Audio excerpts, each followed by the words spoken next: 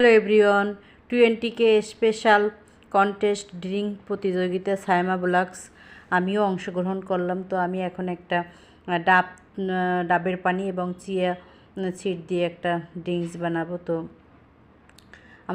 আমার এখানে যে উপকরণগুলো লাগছে, প্রথমেই চিয়া সিড, ডাবের পানি, তারপরে বেদানা, তারপরে লাগছে একটু মিল্ক, তারপরে 2 রকমের আইসক্রিম। তো আমি এক এক করে সবগুলো পরপর সুন্দর করে সাজিয়ে দিচ্ছি। আর গ্লাসটা আমি আগে থেকে একটু ডেকোরেট করে রাখছি।